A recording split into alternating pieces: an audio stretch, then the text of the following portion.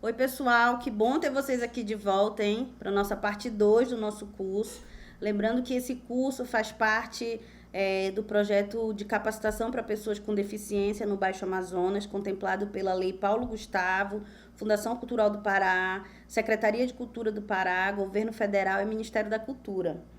E a gente é uma das contrapartidas esse curso que a gente já discutiu no primeiro módulo sobre os conceitos, que foi o modelo médico da deficiência, o modelo social, o que é o capacitismo e as relações de imagem a partir do entendimento desses conceitos, né?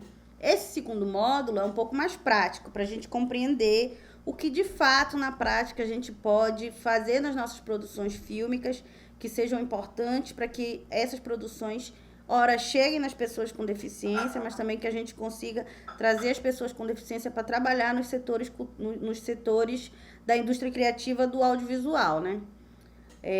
A gente vai separar um pouco por módulo, porque, como eu disse no primeiro módulo, né, a deficiência, quanto categoria, parece uma coisa simples e pequena, mas na verdade é um guarda-chuva complexo, porque existem várias categorias de deficiência, né? Categoria a deficiência física, deficiência visual, deficiência auditiva. Então, existem várias pessoas com diferentes tipos de deficiência. Então, a gente vai tentar pensar aqui como que a gente pode utilizar os recursos que a gente tem hoje para acessibilizar para o maior número de categorias de deficiência que tiver, tá?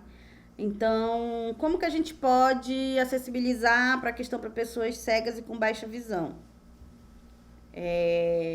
É importante da gente pensar nas descrições das imagens, né? Deixa eu só abrir aqui o slide. Nas descrições das imagens.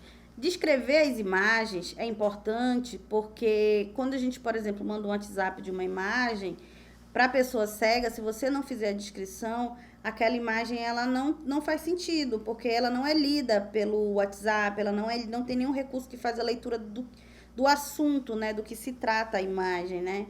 Então é importante que a gente descreva quando a gente vai fazer, por exemplo, o cartaz de lançamento dos nossos filmes. E aí geralmente a gente bota um texto lá do lado, mas o texto é complementar a imagem acaba ficando isolada, né, do que tem lá para as pessoas cegas ou com baixa visão terem acesso, né? Então, descrição das imagens é um recurso importante.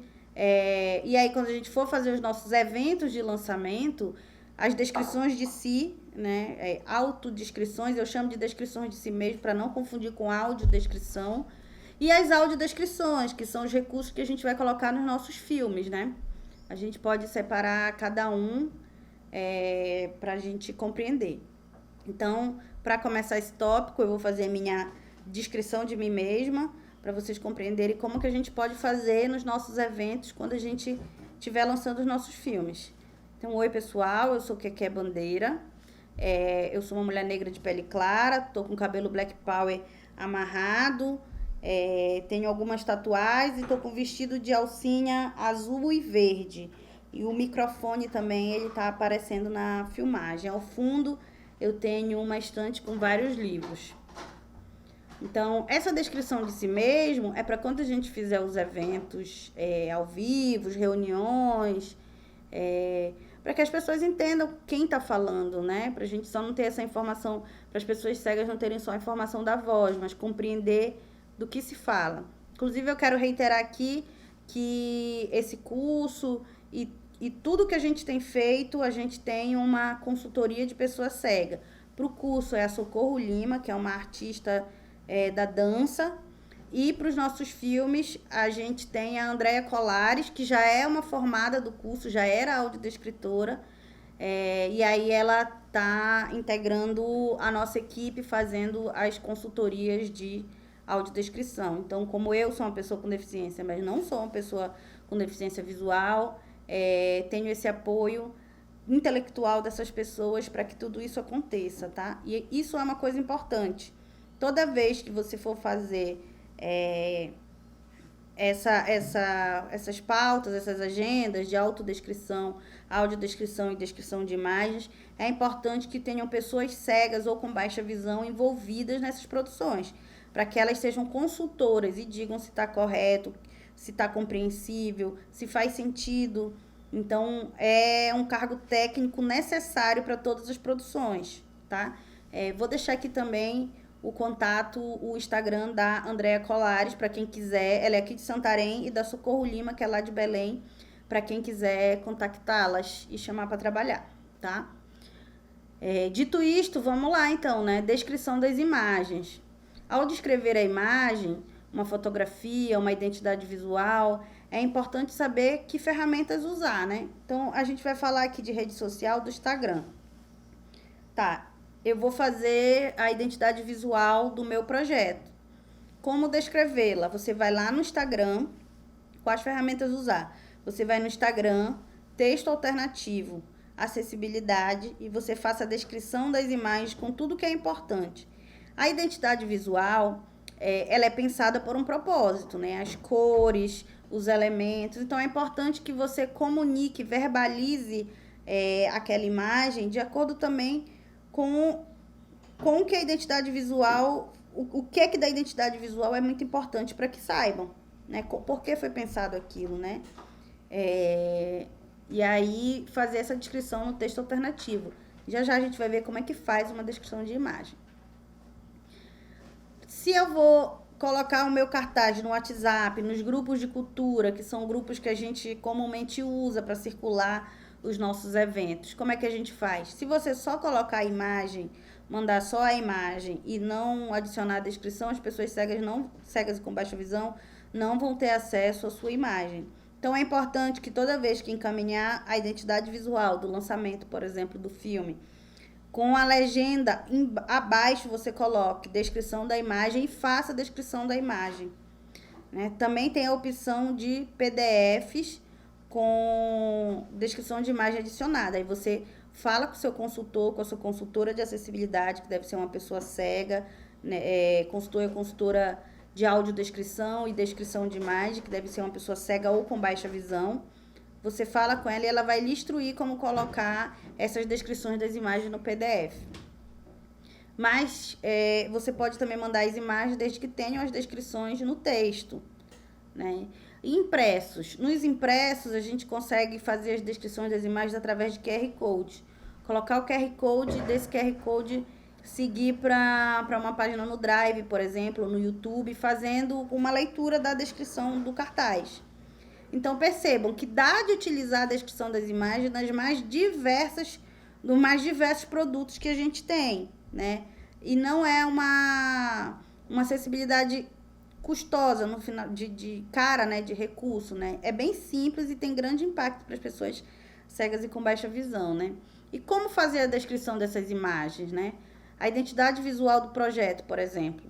A identidade visual do projeto é pensada para comunicar. Ao descrevê-la, é importante destacar as intenções e as informações importantes. Escrever de forma simples é fundamental. Acho que a escrita simples, direta, é o que resume uma boa descrição de imagem, né? Não utilizar comparações de cores que são um pouco fantasiosas, né? Por exemplo, azul bebê, cor salmão, ser bem direto nesse sentido, né? Azul no tom claro, no tom escuro. Se for uma identidade visual com muita informação, é importante que a gente consiga dividir essa imagem, pelo menos em 3 partes, né? Para quando a gente fizer a descrição, conseguir situar na parte superior, na parte inferior, na parte mediana, para situar. Depois a gente vai ver um exemplo, né? Que a gente vai fazer a descrição aqui. Então, fazer essa divisão, igual na tela do celular, quando aparece aquela grade, fazer aquela divisão por grade é importante para situar os elementos, se tiver muita coisa, muita informação, para situar os elementos em cada parte da imagem. Assim que a gente começa a descrição, é importante dizer do que se trata a imagem. É uma fotografia? É um card? É um scanner de uma fotografia? É um desenho? É uma ilustração? Então, é importante também que seja avisado isso na descrição. A imagem é um desenho, um card, uma identidade visual. A imagem é uma fotografia. E aí você continua a sua descrição. Agora eu vou colocar aqui uma identidade visual e a gente pode analisar juntos, né? Eu vou deixar aqui, a gente vai fazer um exercício, então. Eu vou deixar a logomarca do nosso projeto, vai aparecer aqui. ou em algum lugar aqui da tela. E aí vocês façam a descrição, né? Coloquem aqui, pode parar o vídeo um pouquinho, faz a descrição e depois volta, que eu vou fazer a descrição da imagem dela pra gente ler junto. A identidade visual é essa, então a gente vai fazer a descrição dessa identidade visual juntas e você aí em casa compara como que foi descrever a imagem pela primeira vez e acompanhar com a minha descrição. A imagem se trata de uma identidade visual do projeto de formação para pessoas com deficiência no Baixo Amazonas. O desenho, ele é de um obturador de câmera, né? É redondo e tem mais um círculo branco no meio. As laterais, elas são divididas em partes laranjadas e partes esverdeadas. E cada parte laranjada e esverdeada tem um símbolo de uma deficiência diferente. O centro é roxo e tem um círculo branco e roxo novamente dentro. E aí, como é que foi? A gente descreveu parecidos, não descreveu?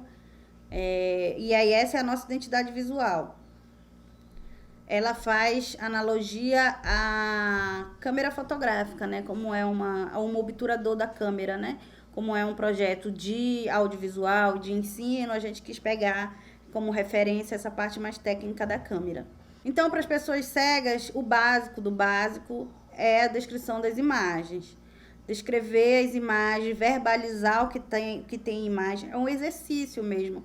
Até para a gente compreender as imagens de uma outra perspectiva. O que eu gosto muito da descrição das imagens é que ela não é um adereço, ela não é um suporte, não é um recurso de acessibilidade que é um suporte, ela é uma outra perspectiva da imagem, né? É uma outra forma de realizar a imagem, é uma outra forma de perceber a imagem. E eu diria até que é uma outra forma de sentir a imagem. Então, a gente tem... a partir da descrição, uma outra perspectiva sobre aquilo que foi produzido, sobre uma identidade visual, sobre uma fotografia, sobre um registro. E isso é interessante porque pensar a acessibilidade, sobretudo de forma anticapacitista, a gente já viu que era capacitismo, né?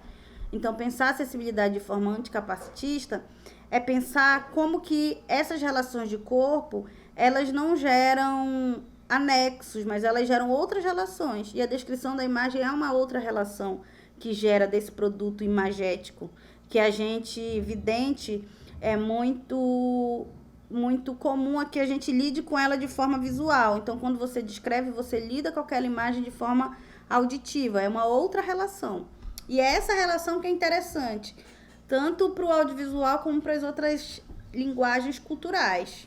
Então, a gente já viu sobre a descrição das imagens, já viu que existe a descrição das imagens, a descrição de si mesmo e a audiodescrição, tá? Só para deixar bem especificado, existe um profissional que é audiodescritor. Então, é importante também que você contrate este profissional audiodescritor. O que eu estou fazendo aqui é só dando indicações de que recursos a gente pode utilizar. Mas quem domina toda essa técnica e que é responsável por isso é o audiodescritor, com uma consultoria de uma pessoa cega, que é uma consultora em audiodescrição. Então, esses dois profissionais são extremamente importantes para acessibilizar o seu produto fílmico para pessoas cegas e com baixa visão. E o que é a audiodescrição?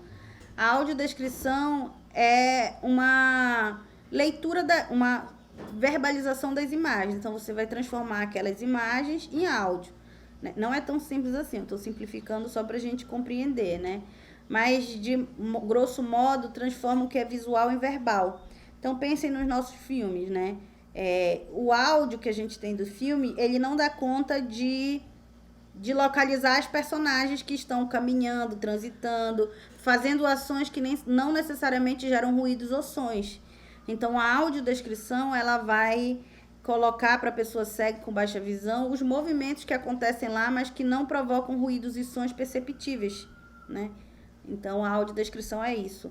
A descrição da imagem é descrever as imagens fotográficas, as imagens, no geral, as fotográficas, as identidades visuais, nossos cartazes, para que pessoas cegas tenham acesso, cegas e com baixa visão tenham acesso a essas imagens. Ele é feito no Instagram a partir do texto alternativo. No WhatsApp, você pode colocar um PDF com leitura de imagem, você adiciona a leitura de imagem no PDF. A não ser que seja texto, que aí o texto o leitor de tela lê, mas se tiver imagem, tem que ter adicionado. E a audiodescrição, que é voltada para os nossos produtos fílmicos, né? Então, é o que vai acessibilizar o nosso filme de fato. O que é que eu percebo? Que as descrições das imagens, elas são muito importantes desde a pré-produção. Então, para a gente pensar as etapas de produção dos nossos filmes acessíveis, a gente tem que pensar uma pré-produção acessível, uma produção e uma pós-produção. Uma pré-produção acessível é contratar as pessoas para trabalharem nas nossas produções. Uma produção acessível é sempre trabalhar, sobretudo na parte da comunicação, para que os produtos que avisam pelo que vai chegar, do que vão chegar, que esses produtos sejam acessíveis. Nossos cartazes, os making-offs, os registros fotográficos que comprovam as idas ao campo, tudo que vai ali para a internet que tem imagem, é preciso que seja acessível. Porque eu sei que é uma reclamação que tem muito comum de que, mas eu vou ter todo esse gasto e trabalho, e as pessoas cegas, e as pessoas com baixa visão, e as pessoas com deficiência no geral, nem vão nos lugares. Mas a gente não vai justamente porque não tem um ambiente que seja propício para isso. A partir do momento que a gente gera, que a gente constrói esse espaço em que a gente se sinta seguro, em que as pessoas com deficiência se sintam seguras a irem, a partilhar esses momentos, é que a gente vai, de fato, conseguir construir um público mais consolidado. Mas é preciso que a gente compreenda que esse público consolidado vai existir a partir do momento em que a gente também tem esse comprometimento desde a pré-produção dos nossos filmes, não só colocando o intérprete de Libras, muitas vezes, só lá no lançamento, sendo que todo o material pré-lançamento, nada é acessível. Então, a gente não gera o vínculo, né? A gente não gera essa segurança de espaço, essa segurança comunicacional. Descrever as imagens é uma forma de dizer que pessoas cegas são bem-vindas e importantes para aquela produção fílmica, para aquele evento de lançamento. Então, é importante criar esse ambiente em que as pessoas se sintam convidadas, se sintam parte desse fazer fílmico. Tá, então a gente já viu como que a gente pode acessibilizar, recursos que a gente pode acessibilizar para pessoas cegas e com baixa visão, né? A gente viu as descrições das imagens, a descrição de si, e a gente viu a audiodescrição, onde cada uma cabe para que elas servem. E para as pessoas surdas, né? Para as pessoas com deficiência auditiva, surdas e ensurdecidas. Uma pergunta que surge muito, tópico perguntas frequentes. Se tem legenda, por que vai ter Libras? Por que precisa da Libras, além da legenda, né? A Libras, ela é uma língua, ela é a língua brasileira de sinais. Então, ela tem uma estrutura própria. Ela se utiliza da face, da mão, do corpo, né?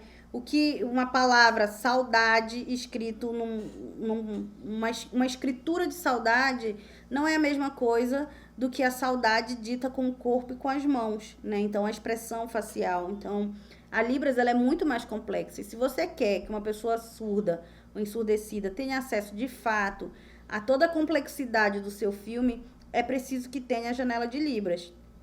A legenda, ela é português, é a língua portuguesa na escrita.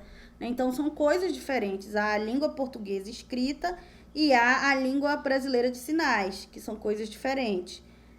E é por isso que é importante que tenha os dois.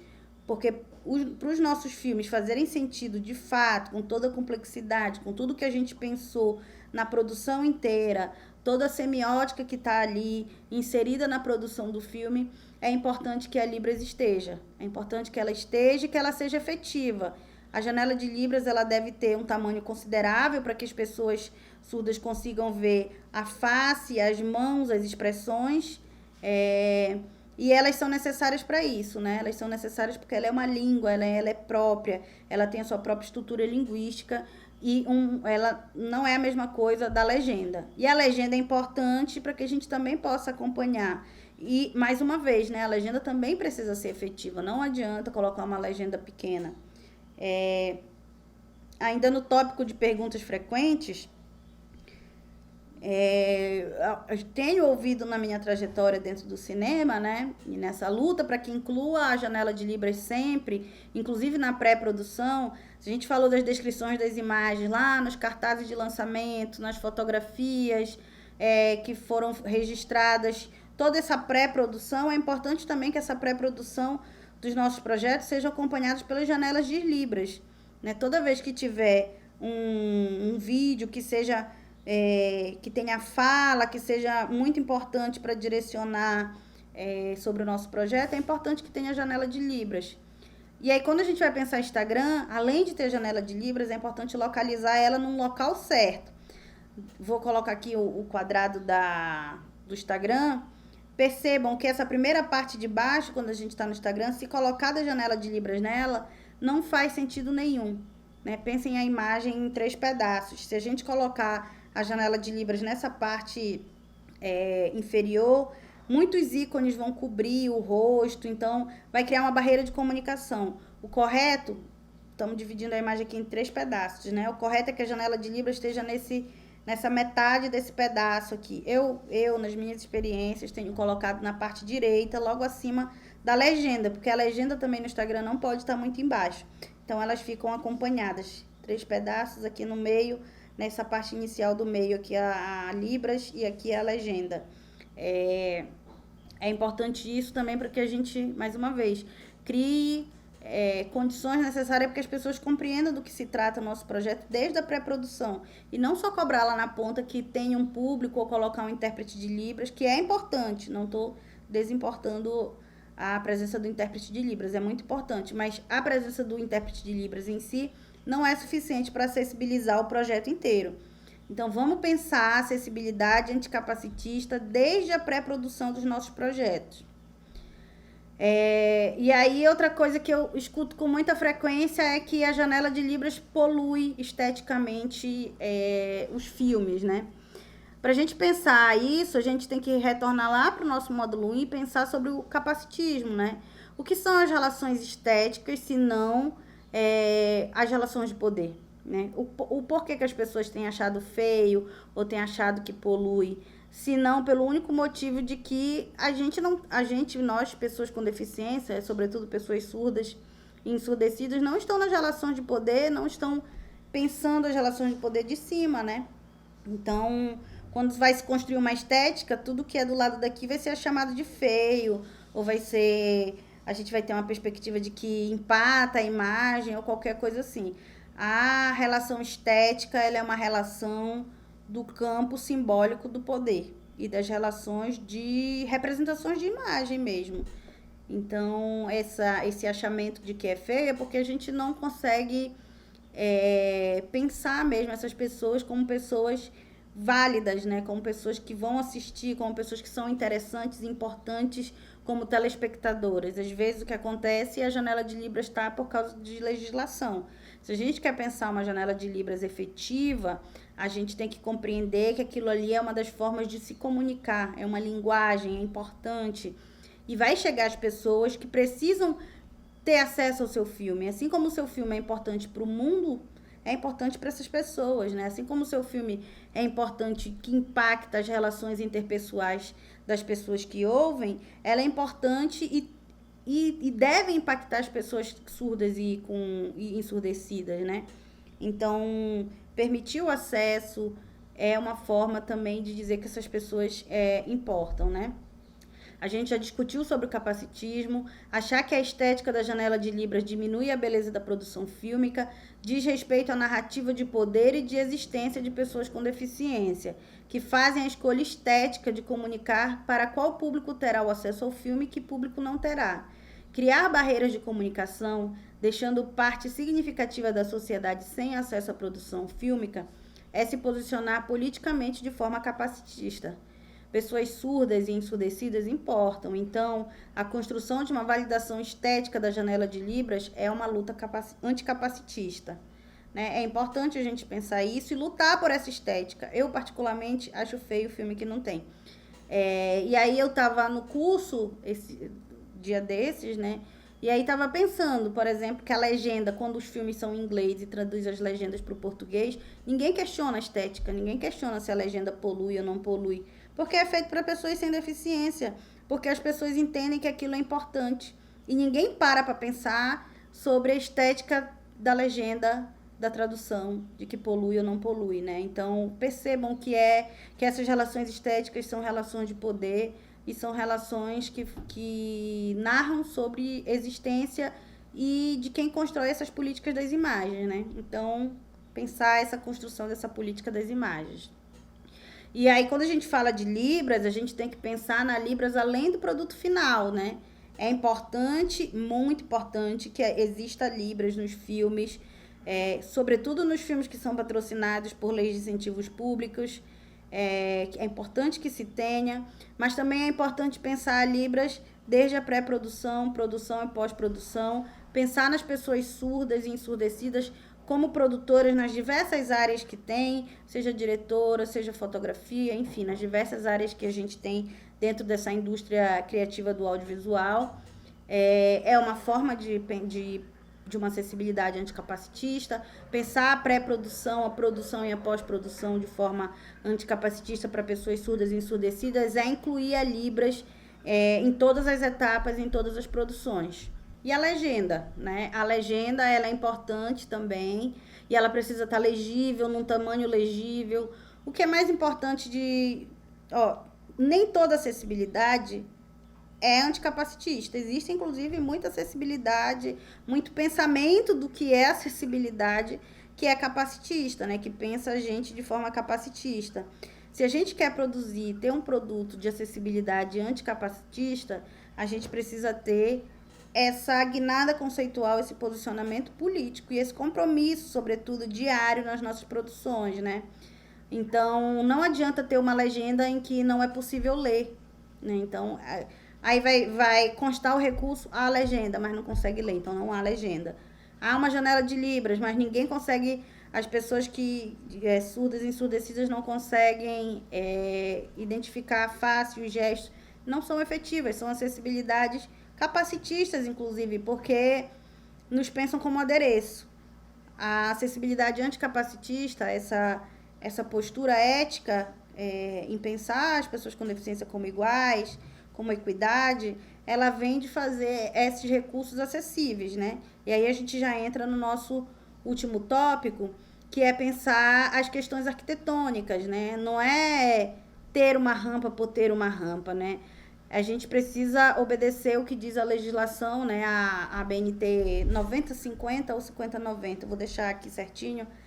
E vou deixar também na descrição o link dessa normativa, porque a gente tem grau de inclinações para rampa, né? Não adianta ter uma rampa de skatista, que eu chamo. Às vezes a rampa é assim, aí diz, o evento tem rampa, mas a gente não consegue transitar. E além das rampas, é necessário que a gente pense rotas acessíveis. As rotas acessíveis, elas são extremamente importantes porque são elas que efetivam todo esse aparato arquitetônico. A gente precisa de banheiros em que as pessoas possam entrar e utilizá-los. Imaginem vocês serem chamados para um evento no qual vocês não podem fazer xixi, né? Então, da qual vocês vão se privar de 1000 coisas, criar inseguranças, porque não existe um local que vocês possam ir para fazer as suas necessidades fisiológicas, né? Mas além de banheiros acessíveis, a gente precisa de rotas acessíveis. É preciso conseguir transitar com acessibilidade, né?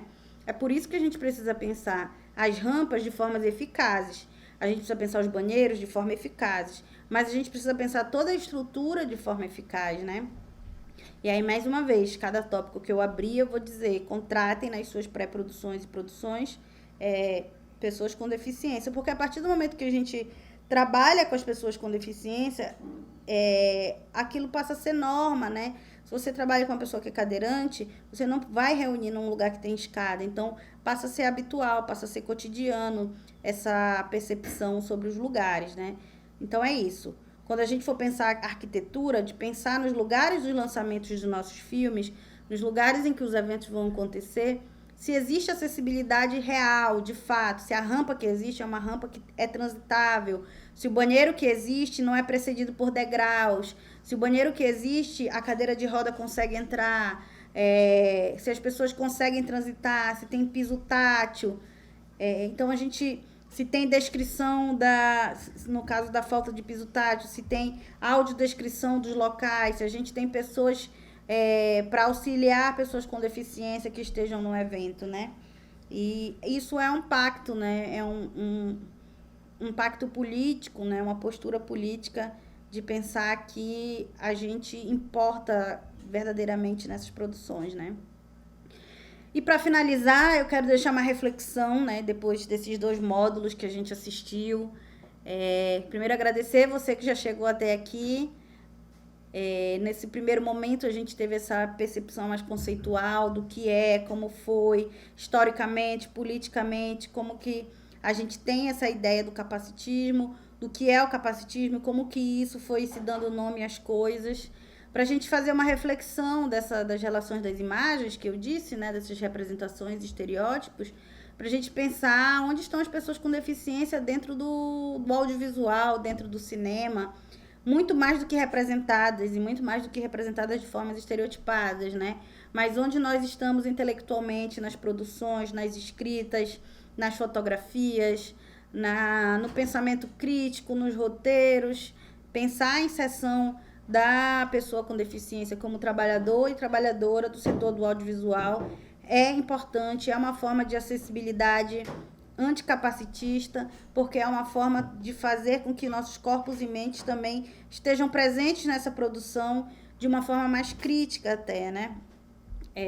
E aí eu quero deixar para vocês o link do nosso projeto, que se chama PCD no Audiovisual, @PCD no Audiovisual no Instagram. Lá vocês encontram nossos formados, né? Foram 27 pessoas que se formaram no nosso curso, que estão aptas a ser contratados por vocês. Nós temos audiodescritoras, consultoras de audiodescrição, roteiristas, fotógrafos. Manda uma mensagem lá se quiser contratar alguém, que a gente direciona e responde bem rápido. Mas o importante é que vocês compreendam que o curso de formação para pessoas com deficiência foi muito importante aqui no Baixo Amazonas, porque a gente vai produzir filmes com uma outra perspectiva do cinema, né? Uma perspectiva da deficiência, né? Em vários assuntos, em diversos assuntos, não só debatendo essa questão da deficiência, mas que aqui no Baixo Amazonas a gente vai fazer produtos fílmicos em que as relações das imagens vão estar presentes em nossos corpos e mentes. E isso é muito importante. O meu sonho de verdade é que isso aconteça no país inteiro e que a gente continue esse trabalho, continue falando e formando e pensando criticamente sobre o corpo, a deficiência, a sociedade e como que o fazer fílmico costura tudo isso e como que a câmera é uma poderosa ferramenta de costura de tudo isso, de sobrevivência, mas sobretudo de existência.